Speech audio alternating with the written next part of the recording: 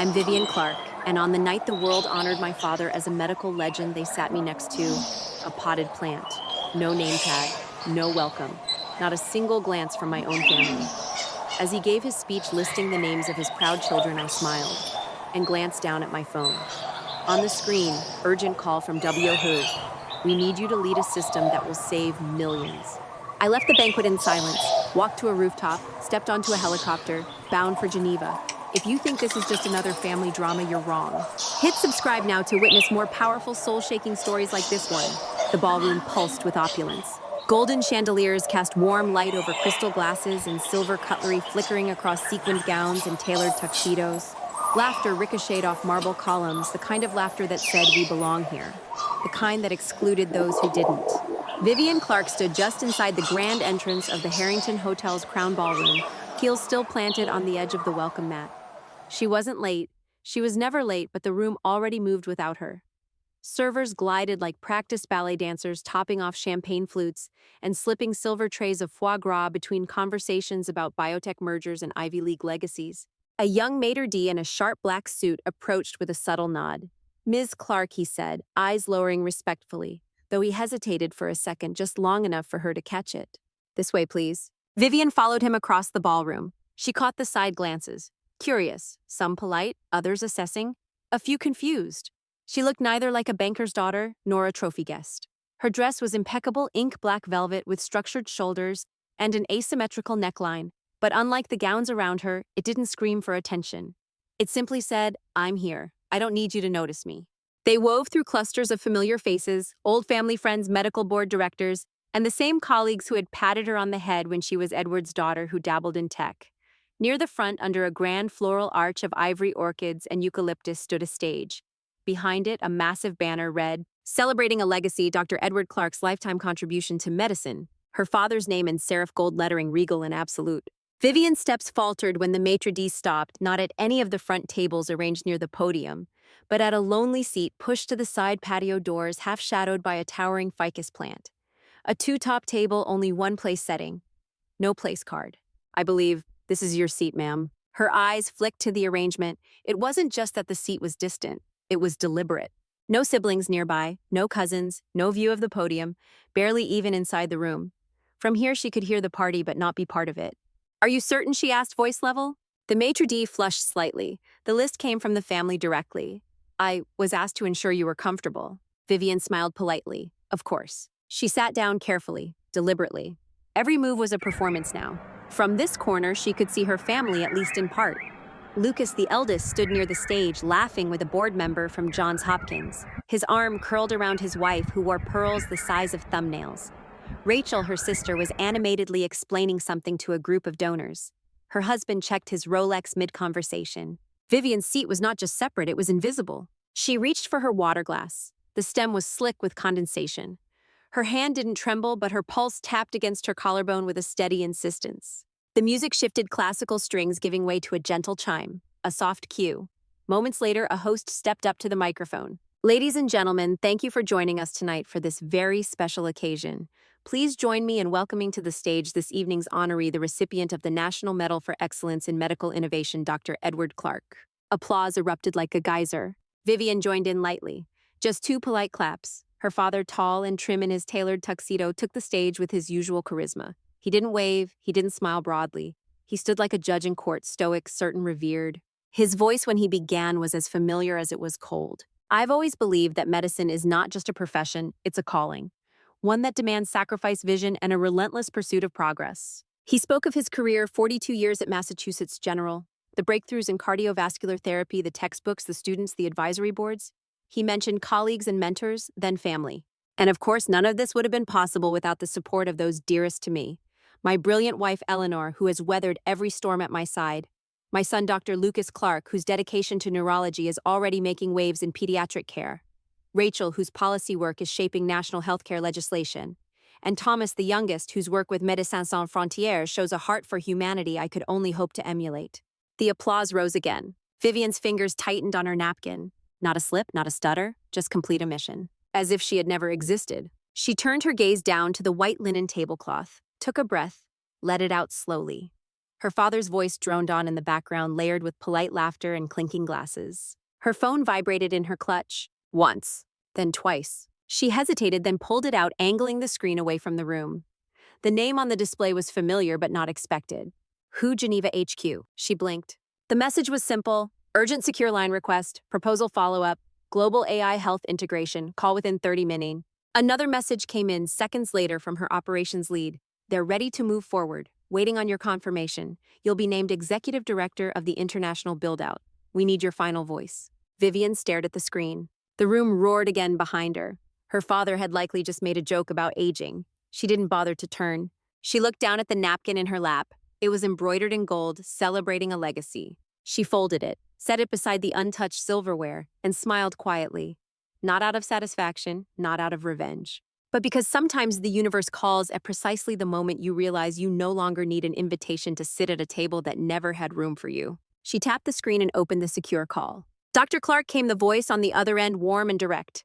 We'd be honored if you'd lead the team. We know what Pulse Sync can do. The world's watching. Vivian looked up one last time at the stage, now awash in golden light and confetti. She said nothing. She just rose, stepped away from the table, and walked out without a backward glance. Under the bone-white dome of Harvard Medical School's Warren Alpert building, the future was carved in marble, and Vivian Clark was supposed to be part of it. 12 years ago, she'd sat in the second row of Lecture Hall C, flanked by students who already called themselves future residents and whose resumes read like early drafts of the New England Journal of Medicine. Outside, the trees along Longwood Avenue had just begun to turn those brilliant New England oranges and reds, and the air smelled like ambition and aged brick. Vivian had always loved the science. The human body fascinated her, but somewhere between the anatomy labs and the rounds at Mass General, her fascination had begun to fray. Not because she didn't belong there, but because she knew she belonged somewhere else entirely. It started with a patient, an elderly woman with advanced pancreatic cancer, misdiagnosed for months due to an overload in the hospital's triage system. The staff had followed protocol. The algorithms hadn't flagged it fast enough. She had been lost in the digital noise. Vivian couldn't stop thinking about it. Not about the cancer, about the code. About how many lives were buried, not because there was no cure, but because the system couldn't see them in time. That week, in a late-night haze of grief and caffeine, she began writing her own diagnostic algorithm. Crude, clunky, built out of public datasets and open-source software, it was little more than a glorified flowchart. But it worked. Better than she expected. And that scared her more than anything. Because it meant the answer wasn't inside the hospital, it was outside. Somewhere beyond the ivory towers of Harvard and the solemn gowns of Grand Rounds. Somewhere she'd have to go alone. The idea wouldn't leave her. It followed her from lecture to lecture, whispered beneath the rote recitations of pharmacokinetics and tumor markers. It hummed beneath her skin during standardized patient evaluations. By the time spring break arrived, she knew the decision had already been made. The day she withdrew from Harvard Medical School was gray and raining classic Boston gloom. Her advisor stared at her like she'd announced she was joining a cult. "You're 6 months from your degree," he said, tone-clipped. "You'll regret this." "I don't think I will," she replied softly. Her mother didn't say anything when Vivian told her. Not at first. They were sitting in the formal dining room of the Clark family's Brookline brownstone. Eleanor Clark had set the table with the good china, an old ritual meant to signal, this is serious. She wore her pearls. Vivian wore a hoodie that still smelled faintly of the startup incubator she'd been crashing at for the past 2 weeks. "I'm not finishing the program," Vivian said. The silence was heavy, ornate, like the room itself. Finally, Eleanor reached for her wine glass. "What do you mean you're not finishing?" "I've withdrawn. I'm working on a health tech startup, AI-based diagnostics. We've got 2 beta clients lined up already." "You withdrew?" The word didn't sound like a question, it sounded like a wound. "Yes." "And you're going to do what? Build an app?" "A platform," Vivian corrected.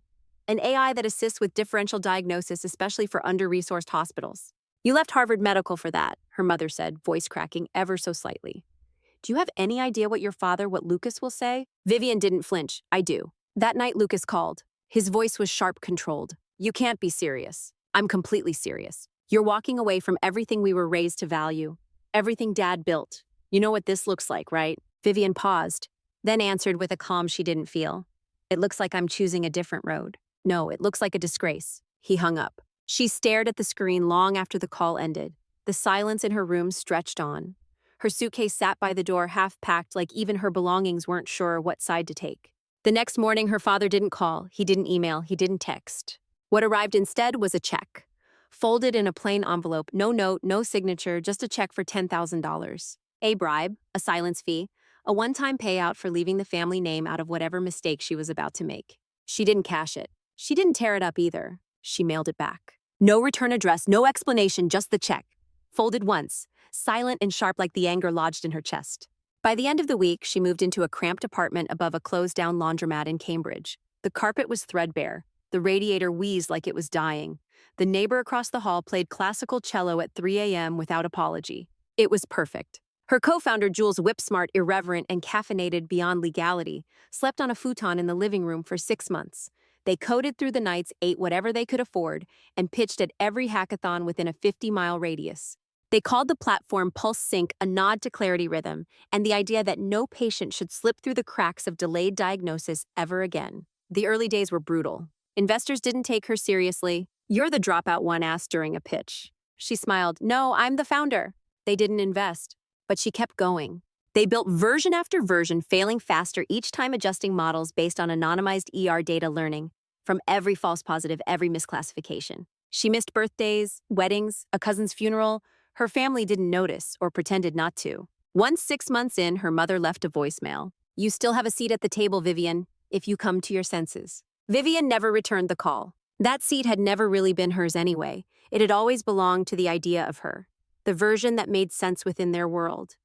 The obedient, pedigree-approved daughter who could point to a white coat and say, "I did it the right way." But the right way for her was never their way. One night, after a string of rejections and a catastrophic server crash that wiped half their progress, Vivian stood on the roof of the laundromat and looked out at the Boston skyline. The city shimmered, cold and beautiful, full of lives that didn't know she existed. She felt small, not insignificant, small like a seed, like something that hadn't bloomed yet. She didn't cry, she didn't scream. She just stood there and promised herself if the world wouldn't open a door for her, she'd build the whole goddamn hallway. And she did. From that rooftop, from that apartment, from the ashes of the identity her family had crafted for her. Vivian Clark didn't walk away from Harvard because she failed. She walked away because it was the only way she could start. The first few years felt like bleeding in silence. Vivian Clark's startup life wasn't bathed in the glow of TED Talks or framed magazine covers. It was fluorescent lights at 3 a.m., in borrowed tech labs, lukewarm coffee from dented travel mugs, and a heart that beat to the syncopated rhythm of rejection and resolve. The first office was a lie. Technically, it was a corner in the back of a friend's data analytics consultancy, a glorified storage room that smelled like old Ethernet cables and mildew. She and Jules brought in 2 folding tables, stacked laptops on milk crates, and wrote Pulse Sync HQ in dry erase marker on the door. It wasn't optimism. It was survival instinct dressed up as vision. Their earliest product demo had more bugs than a midsummer campsite. But it ran. Vivian could still remember the first successful test. They'd built a symptom recognition model based on anonymized data from 3 community hospitals. The interface was primitive, buttons were misaligned, colors clashed, but the AI had correctly flagged a case of atypical Kawasaki disease that 3 physicians had missed in a simulated trial. She stared at the screen like it had just spoken back to her. Jules let out a whooping cheer that scared the intern next door. And for 5 seconds, they felt invincible. By month 8, that feeling had evaporated. Funding had dried up. Jules, brilliant as ever, had taken a temporary consulting gig at a medtech firm in San Diego, just until we stabilized cash flow. The goodbye wasn't dramatic, just a handshake and a promise to stay in touch. Vivian knew the truth before the elevator doors closed. Jules wasn't coming back. 2 weeks later, an investor she'd trusted forwarded their pitch deck, her deck, to another startup. That startup launched a knockoff platform within 6 months. Vivian didn't have the money to sue. Just a hole in her stomach and a legally binding lesson in the cost of naivete. She cried once, just once. In the bathroom stall of a shared WeWork space in Kendall Square, nose pressed to her knees, trying not to make a sound while a group of programmers discussed NFTs at the sink. Then she got up, washed her face, and rewrote the entire codebase in 14 straight days. She stopped trusting handshakes, stopped expecting loyalty. But she didn't stop building. Every setback made the platform stronger, more adaptable. She worked 12-hour shifts at a biotech call center during the day, answering insurance questions with a forced chirp in her voice, and coded Pulse Sync at night in the back booth of a 24-hour cafe off Massachusetts Avenue. The waitstaff started calling her Midnight Doc. One of them, a nursing student named Lonnie, became their first real user. Lonnie had been worried about her sister, whose autoimmune symptoms didn't match any diagnosis the ER had given. Vivian offered a demo of Pulse Sync built specifically to flag rare or misdiagnosed conditions. It pointed to Behçet's disease, an ultra-rare vascular disorder. Lonnie pushed for further testing. It was right. That night, Lonnie cried in the cafe, hugged her, and said, "You saved her." Vivian didn't feel like a savior. She felt tired, hollowed out, but more certain than ever that she was on the right road, even if she was walking it alone. The turning point came when a small hospital in West Virginia, overwhelmed by flu cases and low staffing, agreed to pilot PulseSync's triage interface. The results stunned even Vivian. ER wait times dropped by 38% in 3 weeks. Diagnostic errors in intake plummeted. The chief physician called PulseSync a digital stethoscope for decision-making. That quote landed in a regional tech blog. Then it hit Hacker News. Then Wired called. Vivian read the article on her cracked iPhone, sitting on the subway between Central and Harvard Square. The headline was short: "Harvard dropout builds AI that's saving lives in Appalachia." She laughed out loud. For a moment, the train's rattling sounded like applause. But fame, even fleeting, didn't come with warmth. The article went viral. Investors came sniffing around. She finally raised her first pre-seed round, $150,000 from a digital health accelerator in New York. She called her mother that night, just to say hi. It went to voicemail. She left a message anyway. "Hi, Mom. Just wanted to share some good news. We got funded, first real round, and Wired wrote about it. I hope you're well." She never heard back. So she mailed a postcard. White, minimalist. The PulseSync logo embossed in silver foil on the front. On the back, just one sentence: "I'm still here, still building." She mailed one every New Year. No response. She kept sending them anyway. Lucas hadn't spoken to her since his last text 2 years prior. "Grow up, Vivian. Real lives don't run on algorithms." Her father remained a silence, a man-shaped void at the center of every dinner party, medical conference, and newspaper column. He continued to speak publicly about the future of medicine without once acknowledging the tech his daughter was reshaping it with.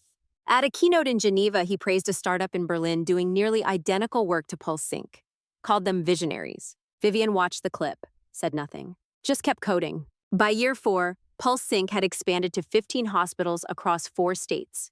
The UI was sleek, the models robust. They could now recognize over 400 rare conditions and flag patterns faster than most triage nurses. They added a language module, then a telehealth integration. Her team grew, from a one-woman show in the back of a cafe to a team of 12, then 20, then 50. Engineers, clinicians, policy experts, people who believed not just in the product, but in her. One intern, Jamie, gave her a sticker on her first PulseSync anniversary. It read, "Built different, built better." Vivian kept it on her laptop.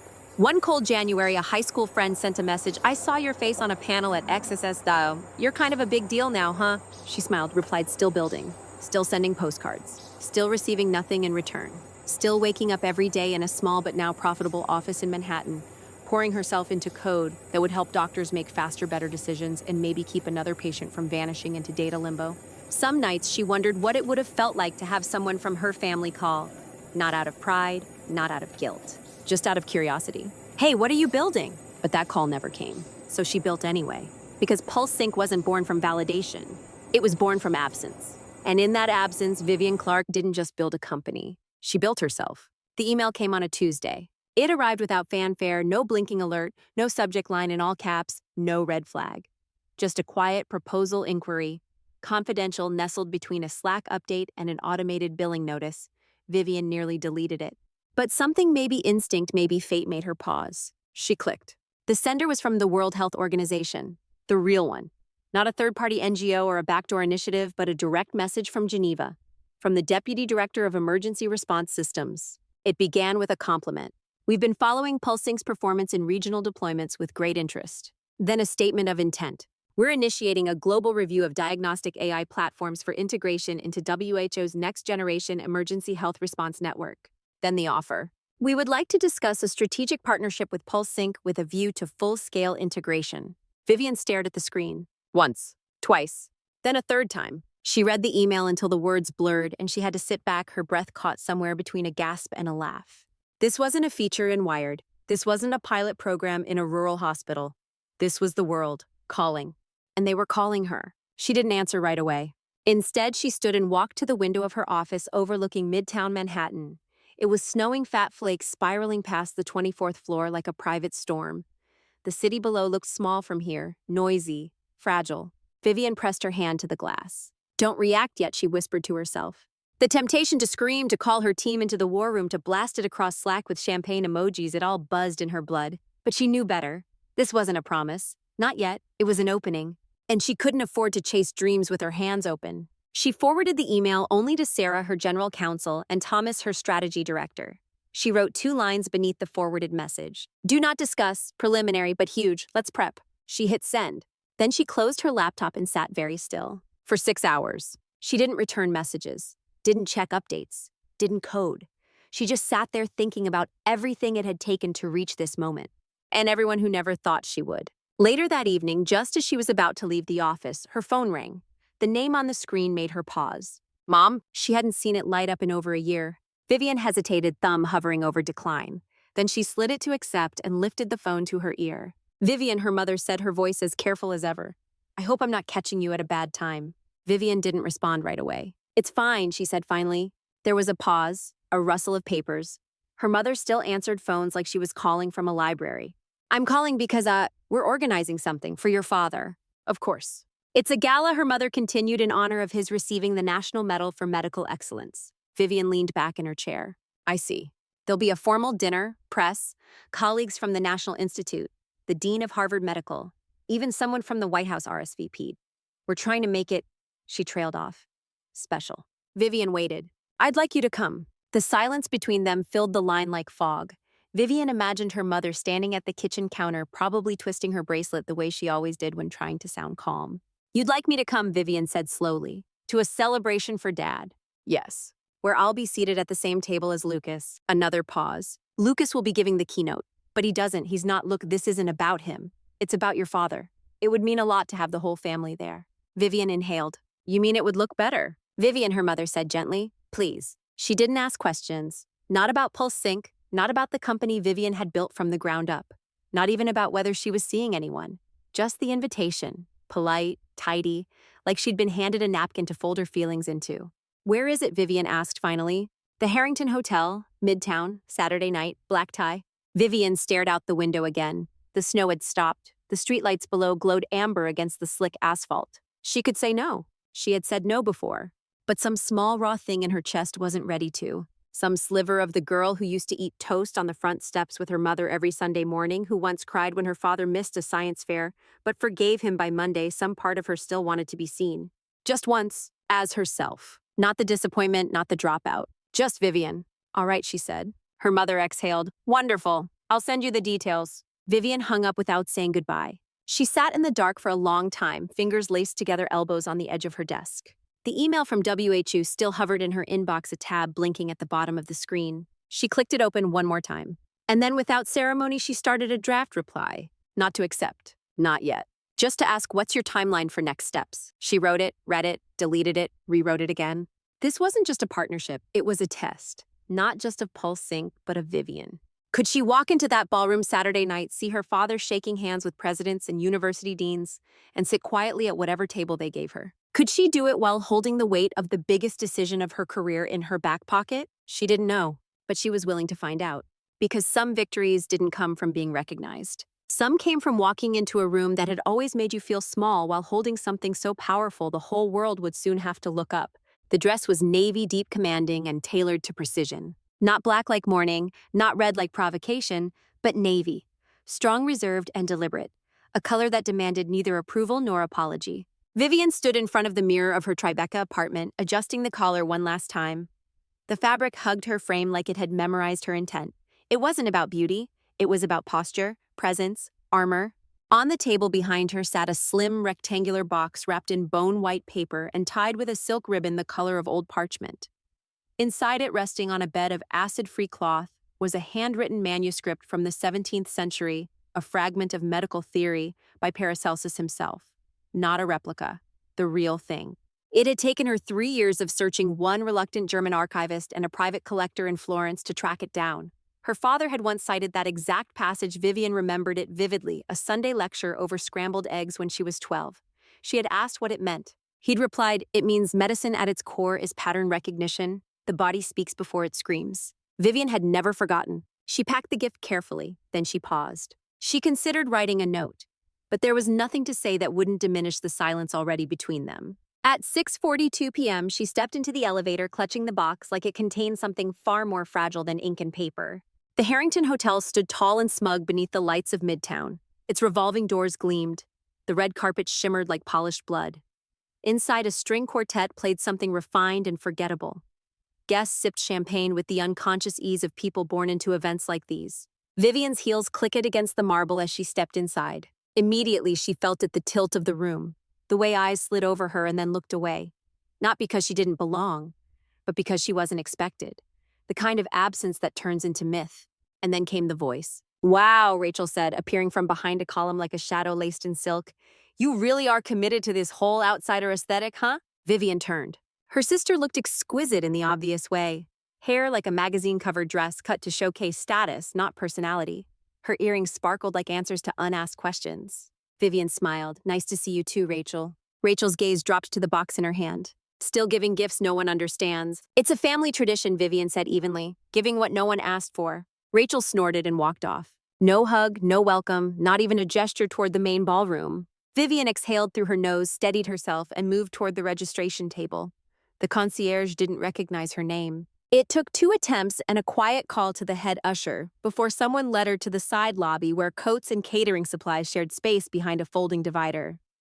A temporary table had been set up with her name barely legible on a paper tent. 1 seat, no centerpiece, no wine glass. A potted plant partially blocked the view of the stage. Vivian said nothing. She set the gift down. Her fingers lingered on the box. Then she turned and walked toward the reception area. The ballroom was already filling. Murmurs of old classmates, medical legends, university officials. Vivian recognized many of them. Some had once evaluated her applications. Others had rejected her grant proposals. A few had published critiques of AI integration in medicine without realizing she was the co-author of the rebuttal under a pseudonym. No one looked her way. She made her way to the bar, asked for sparkling water. As the bartender handed it to her, a woman nearby tapped her lightly on the arm. "Excuse me, are you with the event staff?" Vivian blinked. "Pardon." The woman, late 50s, dripping with pearls and practiced entitlement, smiled without apology. "Just wondering if someone could adjust the lighting. It's very blue near the stage. Not great for photographs." Vivian stared at her for a second longer than polite. Then she nodded. "I'll pass it on." She turned away before the woman could respond. She didn't tell her that she was the reason half the hospitals within 100 miles had been able to streamline their trauma response protocols, that her platform had flagged 3 rare diseases in trial runs just that week, that she had been in closed-door talks with the World Health Organization 48 hours ago, that her name had appeared in The Lancet under the headline "The Future of Diagnostics is Here," and she's 36. She didn't say any of it, because none of it would matter in this room. Not really. Here she was still the girl who quit Harvard. The one who broke tradition, the one who refused to kneel to the altar of Clark family medicine. As she turned to return to her table, she caught a glimpse of her father. He was standing at the center of a small circle near the dais, a tumbler of scotch in one hand, gesturing as he spoke. His hair was thinner than she remembered, but the posture was the same shoulders back voice, calm eyes sweeping the crowd like a general preparing a speech. Lucas was beside him, beaming. Vivian didn't stop. She returned to her lonely table. The gift sat untouched. A waiter walked by, did a double take, then gave a stiff smile. Vivian returned it. Her phone buzzed in her clutch, an alert from Sarah W. Chu. Confirmed Geneva board presentation. NDA in effect. They're requesting your attendance next Friday. She stared at the message, then locked the screen. As the house lights dimmed and the opening notes of the ceremony began to swell, Vivian sat upright, folded her hands in her lap, and looked straight ahead. Not because she wanted to, but because this time she wasn't here to be seen. She was here to see. To remember, to document every dismissive glance, every averted eye, every brittle smile that said, "You are not one of us." Because when history asked her why she never looked back, she wanted to be able to say, "I was there. I saw everything, and I chose not to stay." The lights dimmed with theatrical precision. Soft amber hues washed over the stage at the center of the ballroom as the string quartet fell silent. A master of ceremonies, a man with a voice built for ribbon cuttings and political endorsements, stepped forward.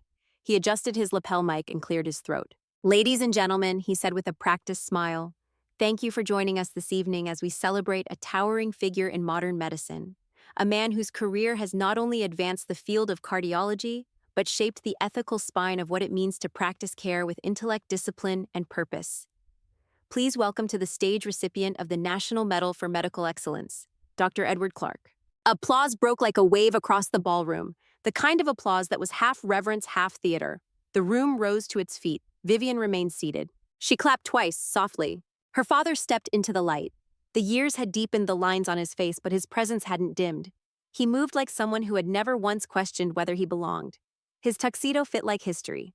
His posture was a thesis, his expression neutral but commanding.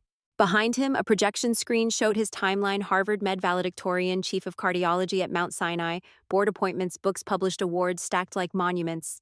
It was the kind of resume that made lesser men retreat and made families believe in legacy. He didn't begin with thanks. He began with belief. In medicine, we are taught to listen, to the lungs, to the heart, to the symptoms patients cannot articulate. But we also learn to listen to pattern. Pattern in our practice is everything. It shows us what deviates, what hides, what threatens. Vivian's eyes stayed fixed on him. Every word was familiar, not because he'd practiced it before, but because she had lived beneath it for most of her life. That voice, that certainty had shaped everything she'd once tried to become. And speaking of patterns, Edward continued, now allowing a soft smile. I see one in my children. A pattern of excellence, of conviction, and of a commitment to serve. Vivian's spine stiffened. My eldest, Lucas, as many of you know, is pioneering pediatric neurocardiology at Johns Hopkins. His most recent publication on congenital arrhythmias is already in circulation, and we expect it to shape the field for years to come. Applause, a pause, a nod of approval toward Lucas, seated front and center, glowing with measured humility. And Rachel, Edward went on, has become a rising voice in healthcare policy. Her work on national insurance reform has opened doors for legislative change that could outlive all of us. Another round of applause. Rachel dabbed at her eyes with a cloth napkin, perfect in her vulnerability. And Thomas, our youngest, Edward said, chuckling lightly, who insisted on being in Africa for this gala. He's currently with Médecins Sans Frontières, bringing cardiac diagnostics to rural clinics. He video called us last night from a solar-powered tent. Laughter, admiration, the kind of room-wide pride that grows legs and walks itself into legacy. Vivian waited and waited. Then, that's my legacy, Edward said, lifting his glass slightly. 3 children, each walking a path that honors the science of healing. The air left the room. Not for everyone, just for her. Vivian didn't blink, didn't shift, her lips didn't twitch, but inside something ancient cracked. Not suddenly, not with violence, but like a fault line that had been waiting, tensed beneath the surface, finally letting go. She wasn't a surprise omission. She was an intentional silence. A calculated deletion. The applause thundered, forks clinked. Someone at a nearby table whispered, "Wait, wasn't there another daughter?" A man in a pinstripe suit leaned in. "Yeah, Vivian. Didn't she go rogue or something? Started a tech company?" Another voice dropped out of Harvard, I think, probably doing social media for pharma now. Vivian turned her head slightly. Not enough to engage, just enough to see them, then turned back. The projection screen flicked to photos: Edward at the UN. Edward shaking hands with presidents.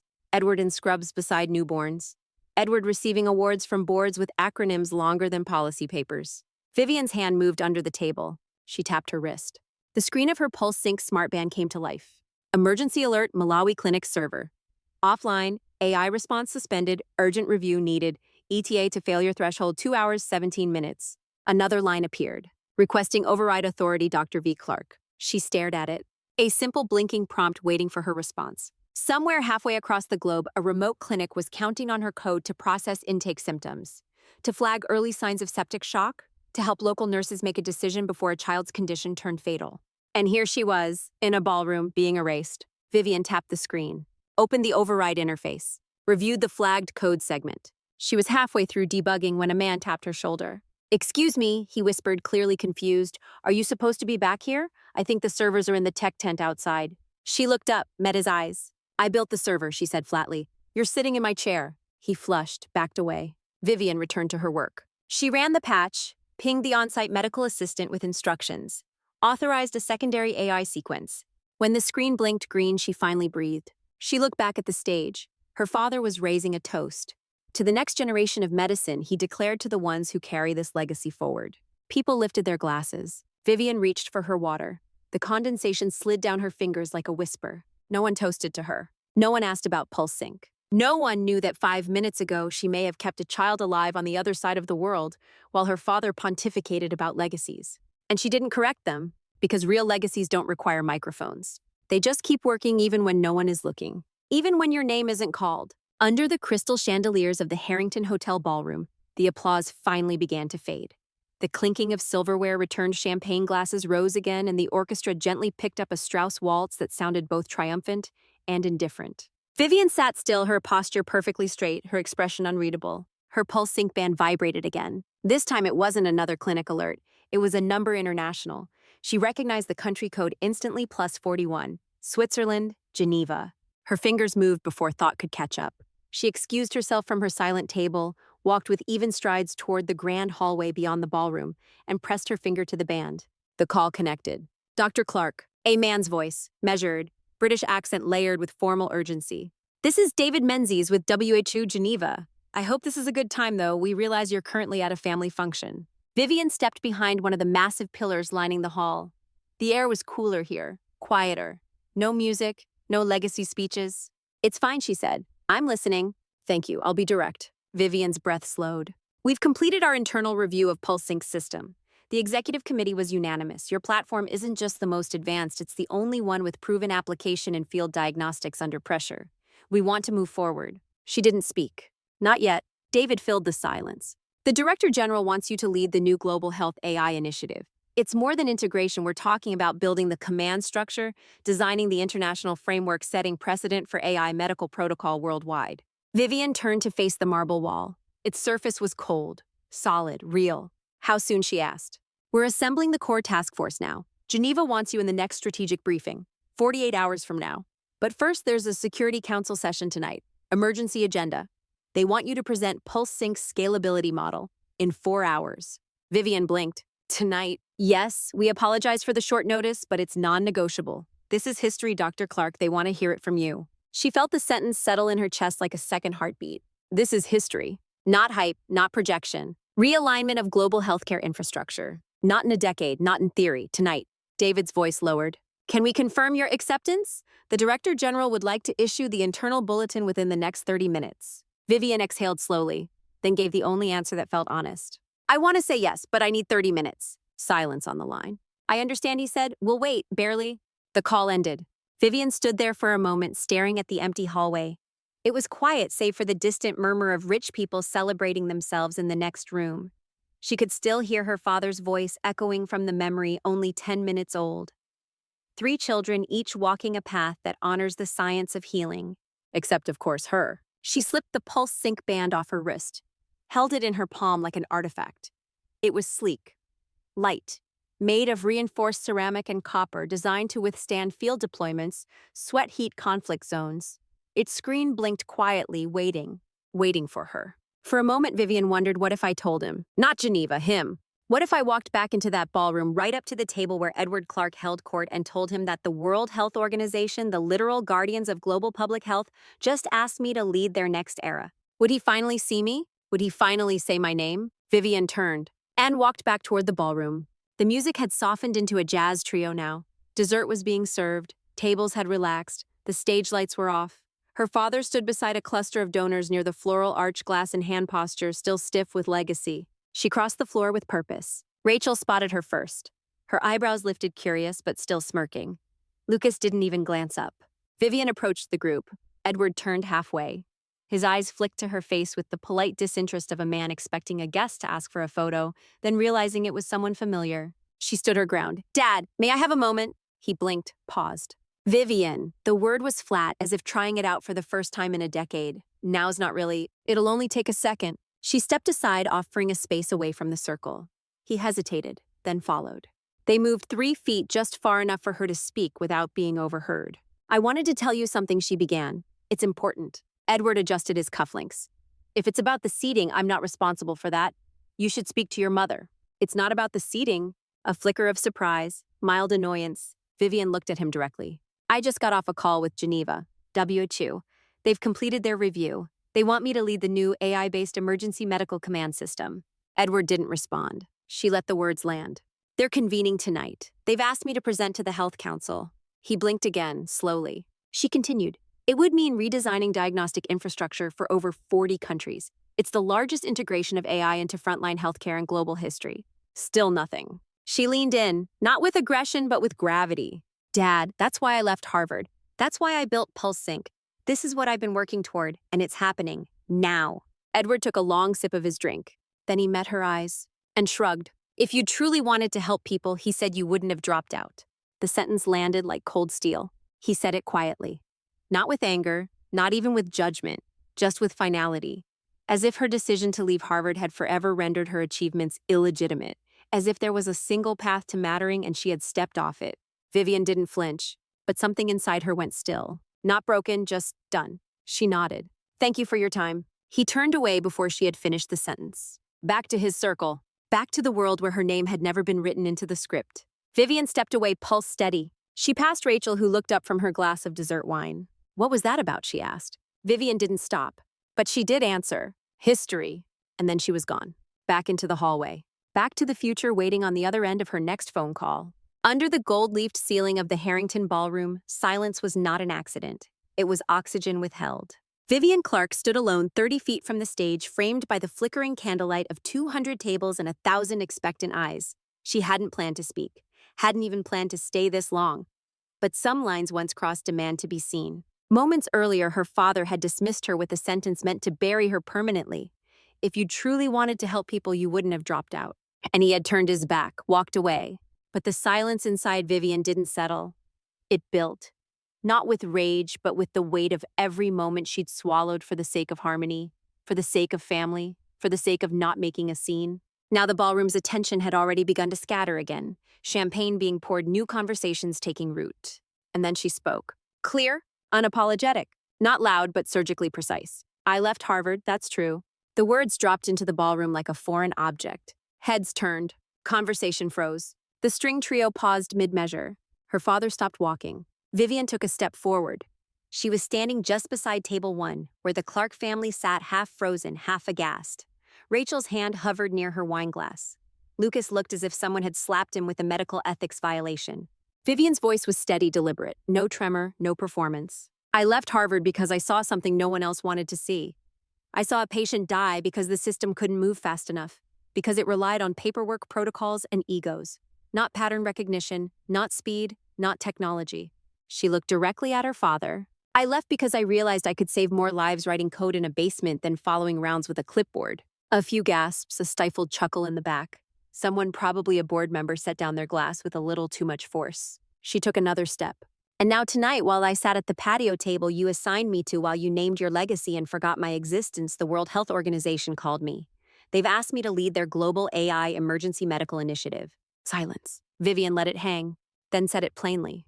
They want me to help build the system that will save millions of lives a year. In refugee camps, in conflict zones, in overwhelmed clinics and disaster sites. They're not asking me about where I studied, they're asking me what I've built. Her mother looked pale. Her father said nothing. Someone at the next table whispered, "Is this a speech?" Vivian turned towards the crowd now, full square, eyes sweeping the room. You taught me that medicine is about listening. So I listened. Not just to the heart, but to the silence around patients no one could diagnose. The ones falling through cracks the size of bureaucracies. I built PulseSync because I believed we could do better. And now we will. Edward Clark's voice sliced through the quiet like a scalpel. Vivian, she turned. He stepped forward, face like granite, eyes burning with a rage so cold it almost looked regal. This is not the time, he said, and this is not the place. Vivian didn't flinch. No, it's the perfect place. Because this room is built on the myth that legacy is inherited. That bloodlines and degrees and proper introductions make someone worthy. She gestured to the walls, the lights, the gathered crowd. But real legacy it's earned. Brick by brick, line of code by line of code, night by night, while no one is watching. Vivian, you erased me. The room gasped again, not just at her words, but at the man she was speaking to. You named 3 children on that stage, she said, and you looked out across this room like I wasn't even here. Her father's jaw clenched. You think this is helping you, he hissed. No, Vivian said. This is not about helping me. This is about no longer shrinking so you can remain comfortable. Lucas rose to his feet. Viv, come on, enough. She didn't even glance at him. Instead, she took the final step, her voice now soft, lethal. This isn't about Harvard or medicine or your legacy. This is about control, about who gets to matter. Her father opened his mouth, but she raised her hand. I've spent a decade building something you'll never understand.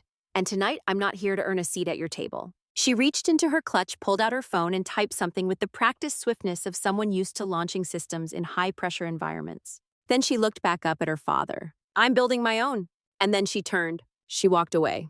Through the stunned hush of the ballroom, through the sea of eyes that followed her like searchlights, past the coat check, past the floral arrangements, past the security guards who almost stepped in thinking a scene was about to break. Her heels echoed like gavel strikes. Outside, the cold air bit at her skin. The sky above Midtown was ink black, spattered with city light. She pulled up her contacts, selected Lucas, flight ops, typed prepare the helicopter, pick up Grand Ballroom Harrington Hotel, 20 minutes, sent. Then she looked up. She could already hear the first murmurs beginning to rise behind the doors. She just Was that her? Wait, who? She dropped out of Harvard, didn't she? Vivian exhaled slowly. In her palm, the pulse sync band buzzed again. This time it was her team. Geneva confirmed, presentation slot locked, we're ready. Vivian smiled. She didn't run. She didn't rush. She just walked into the night toward the helipad, toward the skyline, toward the future that would never again require an invitation. Above the glow of Midtown Manhattan, the night split open with a sound that didn't belong to any ballroom. The dull, rhythmic thwump-thwump of rotors cut through the crisp air, growing louder by the second, vibrating against the windows of the Harrington Hotel like an incoming tide. Conversations paused, forks stilled midair, guests looked up from their tiramisu and half-finished toasts. Outside on the rooftop, a sleek, matte black helicopter hovered into view, its navigation lights blinking in calculated intervals. On its fuselage gleamed a simple, elegant logo, a white pulse line wrapped around a blue globe. Pulse Sync. The name drew whispers before the machine even touched down. Inside the ballroom, guests were already making their way to the tall glass windows, pressing past velvet curtains, crowding onto the wraparound balcony. Waiters stopped moving. Rachel stared frozen in place with her wine glass still in hand. Lucas muttered something under his breath that didn't quite reach language. And Edward Clark stepped forward. He didn't ask, he didn't shout. He just looked. His eyes locked on the helicopter as it descended onto the hotel's private helipad, whined from its blades, whipping loose napkins and hairpieces into miniature cyclones. Inside the cockpit, Vivian sat still, buckled in, calm, composed. In her lap, a slim black folio stamped with the WHO insignia. Inside it, an overview of her AI integration plan, contingency protocols for infrastructure failures, and the emergency deployment map for 43 nations. Her fingers rested lightly over the clasp, no white-knuckled grip, no tension. This wasn't a rescue. This was a departure. The rotors slowed as the helicopter landed cleanly on the rooftop. Below, camera phones captured the moment, blurry, breathless, half in disbelief. Some thought it was a stunt. Others began to realize what they were watching wasn't theater. It was an exit, a decision. The pilot turned to Vivian. Clear for boarding, Geneva's waiting. Vivian nodded once, then unbuckled her seatbelt and opened the door. Wind met her like an old rival, loud, unapologetic, and alive. Her dress flared around her knees, hair flew loose around her face, but her steps were sure, grounded. She paused at the edge of the helipad, one hand shielding her eyes from the spotlight glare of the hotel's rooftop floodlight. Below on the ballroom balcony, dozens of guests stared up at her like witnesses to something they didn't know how to name. Some lifted their phones. Others simply watched, silent. Edward was there, at the center of the glass doors. He hadn't moved. He stood straight, one hand on the marble sill, the other clenched loosely at his side.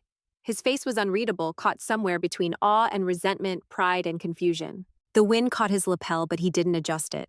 His daughter, the daughter he had buried in silence for over a decade, was standing on the roof of his celebration, boarding a helicopter summoned by history itself. And she wasn't looking back. Vivian stepped forward, past the edge of the platform, past the final line between her and them. She climbed inside. The door slid shut behind her with a low hydraulic hiss. Inside the cockpit, the sound dulled.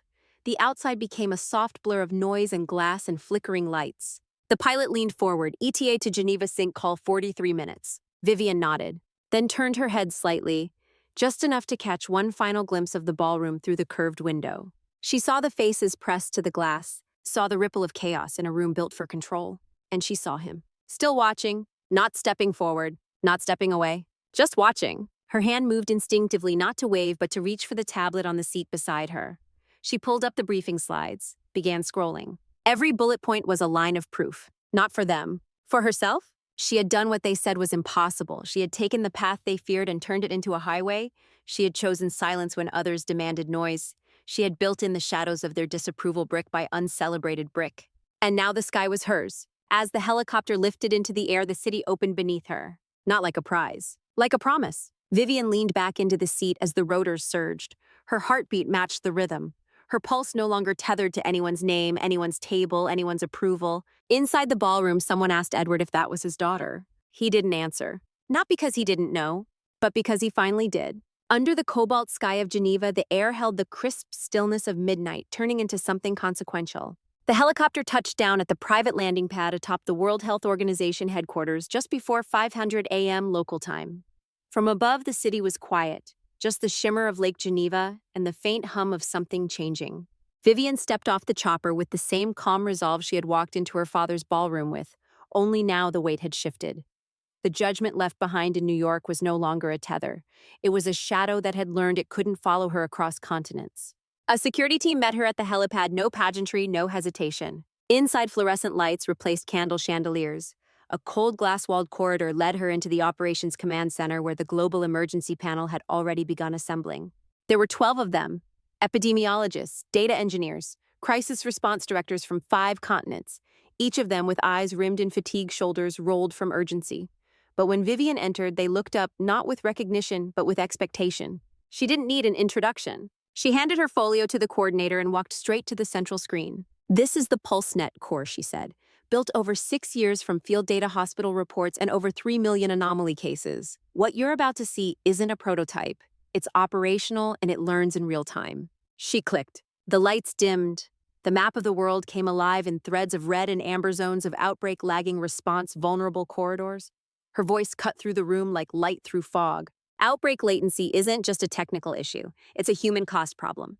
We have doctors making life or death decisions based on paperwork while AI could have predicted the trend hours earlier. Someone raised a hand. A woman with an accent like steel. Swedish, high-ranking. "But your system depends on cloud infrastructure. If the system goes offline during war zones or natural disasters," Vivian didn't blink. "We've integrated PulseNet's fallback tier with an edge computing model, satellite relays. It can function with 43% packet loss and still return diagnostic probabilities with 92% accuracy." There was a pause. A man in the back muttered, "That's impossible." She turned to him. "No," she said, "that's math." The tension in the room shifted, still adversarial but now sharpened. They were listening. "Show us the Ethiopia cascade," someone said. She did. 3 screens lit up with timeline overlays. Last year's outbreak of Cryptococcus in the refugee corridors. PulseNet had flagged the pattern 6 hours before the first clinic filed a manual report. It had correctly predicted the fungal strain in its top 3 risk paths. The intervention came too late that time. She pointed at the lag. "We don't need to miss the next one." The room stayed quiet, watching. Someone new spoke, French, soft voice but brutal question. "And the ethical controls. What happens when an AI system tells a mother her child is dying before a doctor does?" Vivian didn't flinch. "The system doesn't replace the doctor, it informs the doctor. We train both." There was silence again, but this time it was breathing differently. Not resistance. Processing. Outside the building, Geneva began to stir, an ordinary Monday for everyone else. But inside this glass room, the future of global medical response hung in the balance. The chair of the panel leaned forward now, a man in his 60s, quiet, sharp. "Ms. Clark," he said, deliberately using her last name with formality, "what you're proposing is not just a tool. It's an infrastructure." "Yes," she said. "It rewrites how we detect, predict, and respond from scratch." "Yes. And if it fails?" She inhaled, then answered softly. "If it fails, I'll answer for it." The room was still. Then he nodded. "I'm calling the vote," he said. One by one, the 12 hands lifted, a few reluctant, a few proud, all decisive. Vivian didn't look away. The last hand rose, Swedish accent, steel eyes. 12 out of 12. The coordinator tapped a sequence into the panel and said into the microphone, "Appointment confirmed. Effective immediately, Vivian Clark, Global Director of PulseNet Initiative." And just like that, it was done. Vivian didn't smile. Not yet. Instead, she looked at the blinking cursor on the main screen, a global map waiting for action. She turned to the team. "We have 72 hours before the first integration drill in Cambodia. I need site readiness reports by this evening. I'll lead the next simulation myself." Someone asked quietly, "Don't you want to rest first?" Vivian just shook her head. "I've rested long enough." And then the map updated. 6 blinking lights, then 10, then 19. PulseNet was going live. In the days that followed, the announcement made front pages from Tokyo to Toronto. Who appoints Vivian Clark to lead first AI-based global health initiative? From Outcast to architect, how one woman will shape the next era of medicine. The future of healthcare now has a name. And somewhere on the other side of the Atlantic, inside a Manhattan brownstone, Edward Clark sat at his desk with the paper unfolded before him, the same paper he had always read with his morning tea. This time, the headline didn't mention Harvard. It didn't mention legacy. It mentioned her. And he just sat there, staring at it, alone. Under the towering glass face of PulseNet's Geneva Operations Center, Vivian Clark barely looked at the news. She didn't have to. It was echoing in every hallway she walked through, humming on every phone screen, murmured in every meeting as a mixture of awe and irony. The forgotten daughter at a family gala signs global health pact with WHO. Clark family skips a name. That name now leads global AI medical infrastructure. From last seat to frontline, Vivian Clark's meteoric rise after family snub. The headlines weren't kind. They weren't cruel either. They were surgical facts sharpened into poetic justice, each sentence a quiet reckoning with a society obsessed with pedigree and appearances. American media devoured it first. then European outlets, then syndicated across Asia. Vivian's phone buzzed so constantly she left it on silent and handed it to her executive assistant with 2 words, emergency only. She was in meetings 12 hours a day now. PulseNet's prototype was entering phase 2 across 3 regions. She didn't have time to look back. But her past, it was looking for her. By the 3rd day, the emails began. Not from investors, not from the press, from family. A cousin she hadn't spoken to since she was 24 wrote, "Hi Vivian, amazing what you've done. Some friends at Bloomberg are asking for a personal angle. Maybe we could do a piece together, proud of you always." A second cousin tagged her on LinkedIn with the caption, "So proud to be related to this global force of innovation. Vivian Clark, pioneer, #family pride." It was laughable if she had the time to laugh. Then came the voice messages too many to count. Long pauses, forced cheerfulness, vague compliments laced with opportunism. But the one that stopped her came from Lucas. A simple email. No subject line. Just, "Viv, I saw everything. I'm sorry, you didn't deserve what happened, neither at the party nor before. If you're open to it, I'd like to talk. No expectations, just to listen." Lucas, she read it twice. Didn't reply. She hadn't decided whether silence was her armor or her freedom. Still, her mind didn't linger there long. Too much needed her. The Congo pipeline was struggling to integrate. Cambodia's offline network couldn't synchronize with the new diagnostic module. And Spain's pilot hospital sent back a list of 234 functionality requests all by lunch. But in the quiet hours of the evening, as Geneva turned silver and still the ghosts became louder, her assistant approached as she was reviewing datasets on infant mortality improvements from PulseNet's test region in rural India. "Ms. Clark?" "Vivian," she corrected automatically. The assistant looked nervous. "I thought you should know. Your family, your father's hospital board, they issued a press release this afternoon. They're praising PulseNet and your leadership. It's on their homepage." Vivian didn't look up. "Did they mention my name?" "No." "Then it's not real." She closed the laptop, walked to the window. The lights of Geneva flickered across the lake. Clean, precise. A city with order. Unlike the world she had walked out of. The assistant hesitated. "Also, CNN requested a long-form feature. They're calling it The Last Seat at the Table. Want me to decline?" Vivian looked at her reflection in the glass and said yes, politely. Back in New York, the Clark household had become a pressure cooker. Rachel gave a teary interview on a local news segment saying how proud she was and how families sometimes make mistakes. The host didn't ask follow-ups. Thomas posted a tweet. "My sister's accomplishments speak louder than anything else. We celebrate her today and always." The replies ratioed him within an hour. But Edward Clark, the man who gave speeches at the National Institutes of Health, who stood atop the Harrington Ballroom declaring the virtues of legacy, said nothing. No statement, no correction, not even a family meeting. He retreated. To his office, to his rituals, to silence. Some said he was ashamed, others said he was strategizing. One journalist parked outside the hospital for 3 days claimed he was processing in his own way. Vivian didn't speculate. She knew exactly what he was doing. Controlling the narrative. Because if he acknowledged her publicly, it would mean admitting how thoroughly he had dismissed her. How his entire view of value and worth in family had been exposed by his own refusal to see. So he waited for the noise to pass. For Vivian to burn out or come home, but she didn't. She stayed in Geneva. She led. She created. She built. And while her father sat behind closed doors crafting statements he never sent, the world was naming hospital wings after her innovation.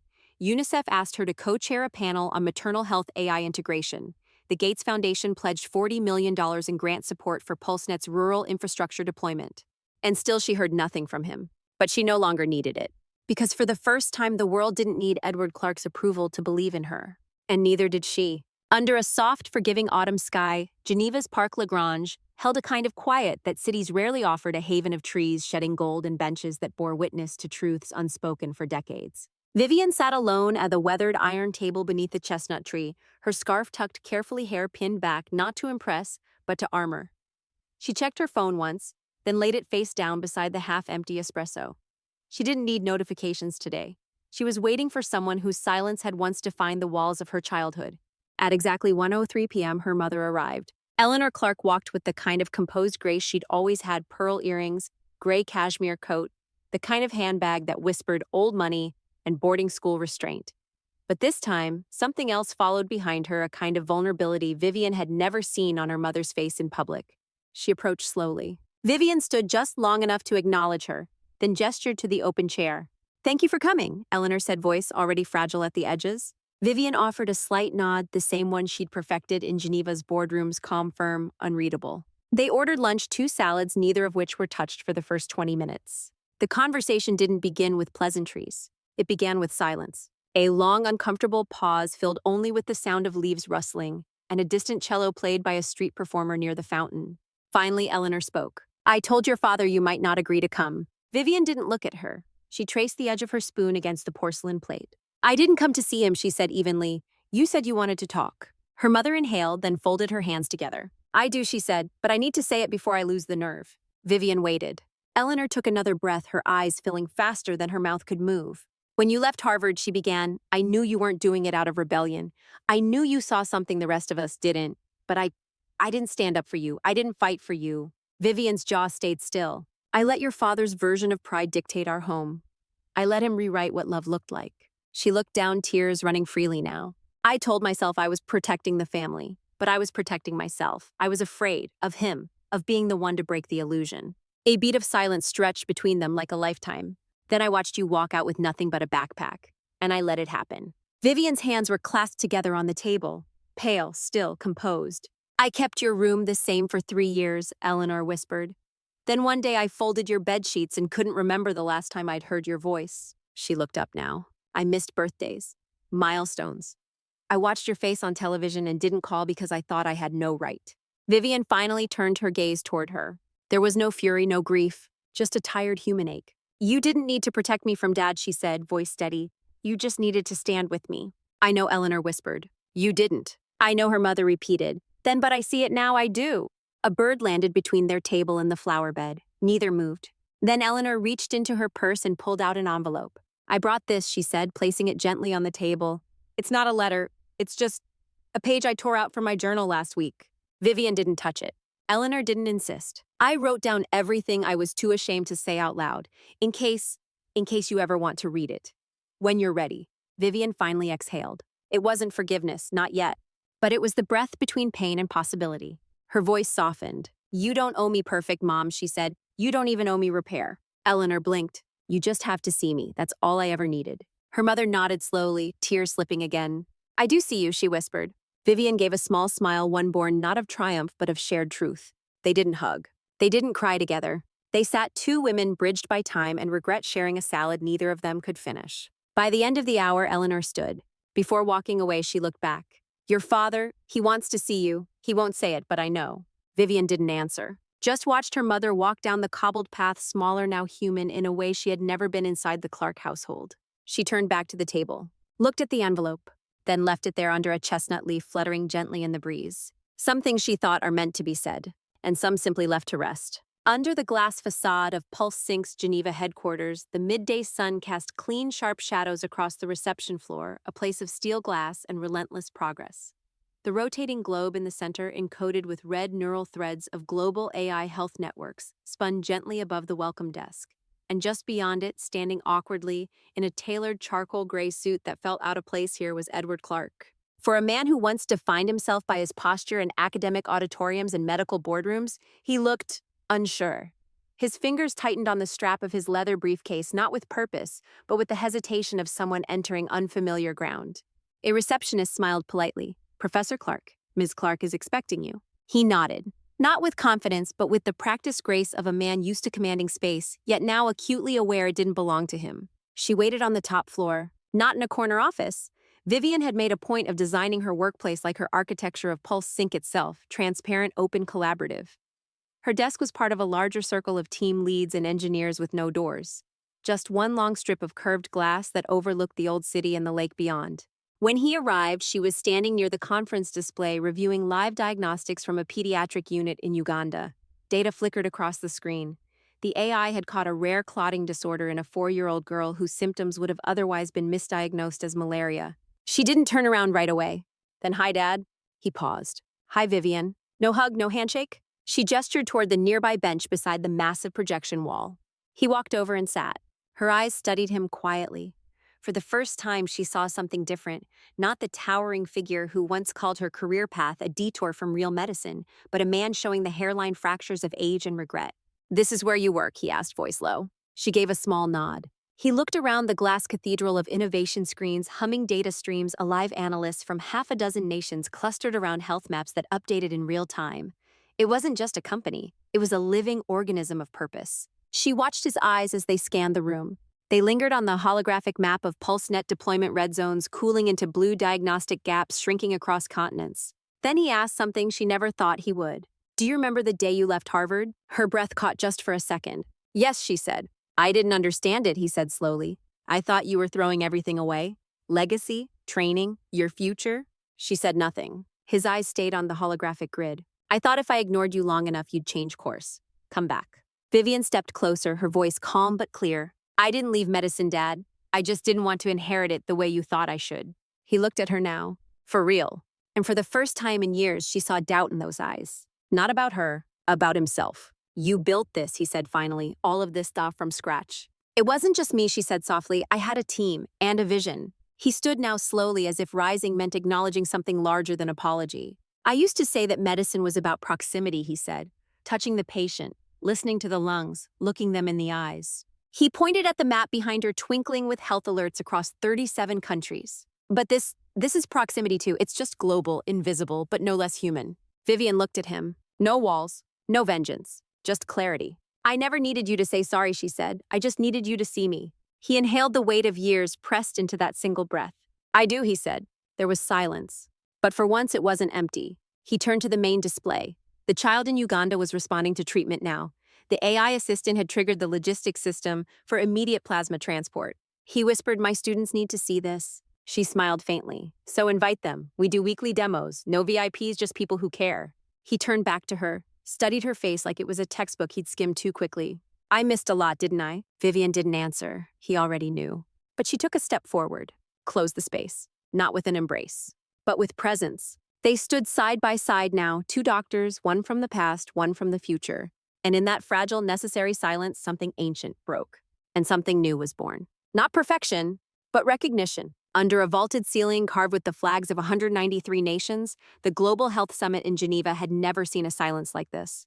The kind that wasn't empty, but loaded every breath in the auditorium, holding something unsaid, something sacred. Vivian Clark stood center stage. No notes, no teleprompter, just a single spotlight tracing her silhouette against the deep blue of the PulseNet interface projected behind her. Her hair was pinned back in a deliberate echo of her first public pitch a decade ago, unapologetic, clean, sharp. Her suit, unlike the gowns of other speakers, was simple slate gray, functional, precise. She stood not as a guest, but as a necessity. The room was packed: delegates, scientists, policymakers, field medics, heads of state. Not one was checking their phone. She began without preamble. "When I was 12, I watched my father diagnose a heart murmur in a child who had been misdiagnosed by 2 other hospitals. He put a stethoscope to her chest, closed his eyes, and listened like the world would end if he missed a beat." Her voice held but softer now. "I thought that's what saving a life looks like. You show up, you listen, you see." She paced once. "But in many corners of our world, we can't show up fast enough, and we're not listening to the right data, and entire lives are going unseen until it's too late." The first slide behind her lit up a time-lapse of PulseNet deployments across 14 countries, diagnostics shrinking, misdiagnoses by 87%, maternal mortality dropping in sub-Saharan corridors. Vivian continued, "I was told many times that I left the table, that I abandoned the traditions of care, that by choosing code over clinics I had betrayed the touch that defines medicine." She paused. "But medicine has never been about how we care. It's always been about whether we care. And if we care enough, we evolve." Applause built, but she raised her hand gently. "Not yet." She gestured to the screen again. Behind her now was an image of a child in Bangladesh receiving medication routed by an AI flag raised in Switzerland 6 hours earlier. "That girl," Vivian said, "was 1 hour from sepsis. She lived. Not because I touched her pulse, but because our system recognized her suffering before it arrived." She looked directly at the audience. "Recognition saves lives." And then her voice dropped, almost inaudible to anyone but the first 3 rows. "It saved mine." There was a shift in the room then, not just in posture, but in presence. And in the 3rd row, among the delegates in suits and headset translators, a woman in soft blue sat with her hands knotted tightly in her lap. Eleanor Clark. Her eyes shimmered. Vivian saw her but didn't break. She kept going. "I spent a lot of years building systems that would never forget a patient, because I knew what it felt like to be forgotten." A murmur rippled, not of doubt, but resonance. Today, PulseNet reaches over 300 hospitals across 47 countries, but this is just the beginning. The screen changed this time, a diagram of the next 5-year plan: PulseNet remote, PulseNet maternal, PulseNet indigenous, tailored models for underserved populations. Vivian concluded, "We are not here to replace doctors, we're here to replace distance." And with that, she stopped. The spotlight held for 1 second too long. Then thunderous applause, the kind that lifts brakes, returns. Delegates stood, tech leaders clapped until their palms flushed red, ministers shouted over translators to make sure their cheers were heard. But one pair of hands did not move. In the third row, Eleanor Clark sat motionless, tears slipping down her cheeks. Not from guilt, not from grief, but from awe. For the first time in her life, she wasn't seeing a daughter trying to be heard. She was seeing a woman who already had been. And then someone captured it. A photo. Vivian on stage, hands steady, face lifted to light. And Eleanor blurred, tearful in the background, one hand over her mouth. The caption came from a journalist who had once doubted Vivian's project entirely, from the last seat at the table to the one who built the room. Within hours, the photo flooded social media. At Vivian Clark, Global Healing, Pulse Net Rising. And a headline on The Atlantic read, "She was left off the guest list. Now she writes the agenda." Vivian never shared the photo. She never reposted the praise. She had a flight the next day to Nairobi. But that evening, alone in her office, her assistant handed her a small envelope. No name. Just a return address, Boston. Inside was a handwritten card. "You don't need my pride, but I offer it anyway. I saw you today. Truly. Always, Dad." Vivian folded the note, placed it beside the stethoscope she hadn't used in 11 years, and turned off the lights. Her legacy wasn't about being seen anymore. It was about making sure no one else had to wait to be. Under the soft chandelier light of the Intercontinental Ballroom in Washington, D.C., rows of white linen-draped tables glittered with crystal glasses in silent anticipation. The occasion, a gala, honoring PulseSync's revolutionary impact on global healthcare. Delegates from the WHO, heads of state, Nobel laureates, even tech giants from Silicon Valley, all gathered for one woman, Vivian Clark. A wide screen behind the stage displayed her name in silver lettering. The MC cleared his throat and leaned into the microphone. "Ladies and gentlemen, tonight we celebrate a pioneer, a woman whose vision has already saved thousands and will likely save millions more. Please welcome Vivian Clark." Applause exploded, but as the lights turned toward the front center table, a ripple moved through the audience. Her seat was empty, not just unoccupied, untouched. No glass of water, no dinner plate disturbed, only the name card, Ms. Vivian Clark. Cameras swept the room in quiet confusion. Her parents were present, seated near the stage. Eleanor looked down with a soft, knowing expression. Edward's gaze lingered on the chair longer than anyone else's. Then slowly, the MC received a cue in his earpiece. A screen came to life behind him. It wasn't a pre-recorded speech. It was live. The feed flickered once, and then there she was. Vivian, in a protective vest, kneeling in the dust of a field clinic in rural Myanmar. Behind her, a flurry of medics moved around a stretcher. A child barely breathing was being fitted with a PulseSync diagnostic wrap. She looked directly into the camera, sweat lining her brow. "Thank you for this honor," she said softly over the background hum of portable generators and whispered prayers, "but I can't be there tonight." She paused, glancing down at the child whose pulse now appeared in real time on a monitor beside her. "Because here is where I'm needed." The camera panned to show her team: nurses, engineers, field doctors working as one. The kind of precision that couldn't be rehearsed, only lived. Vivian's voice steadied again. "Years ago, I thought recognition meant a seat at the table, that to matter, someone had to save me a chair." She smiled, gentle, self-aware. "But I was wrong." She placed a gentle hand on the child's wrist as the screen behind her beeped, stabilized vitals. "I've sat at the table of the world, but the only seat that ever truly mattered was the one I chose for myself." The audience didn't clap at first, not because they didn't want to, but because they were holding their breath. And then the applause came, not out of politeness, but reverence. At the front table, Eleanor pressed her lips together, holding back tears. Edward, once the man who had doubted digital care, now closed his eyes, accepting that his daughter had written a new definition of what medicine could be. The feed cut out. Vivian never returned to the ballroom that night. But the message stayed. Later, a photo of the empty chair with her name card would go viral, captioned simply, "The most powerful chair is the one she didn't need to sit in." And somewhere in the quiet of a clinic on the edge of crisis, Vivian washed her hands under a makeshift tap, her sleeves rolled up, her eyes focused. Not on fame, not on vindication, but on a life being saved one heartbeat at a time.